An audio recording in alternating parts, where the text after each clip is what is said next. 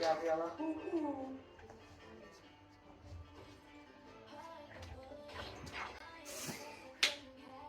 Ses efektlerini eklemişler.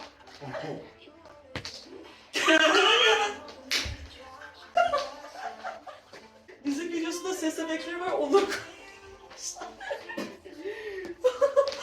Öldürecek.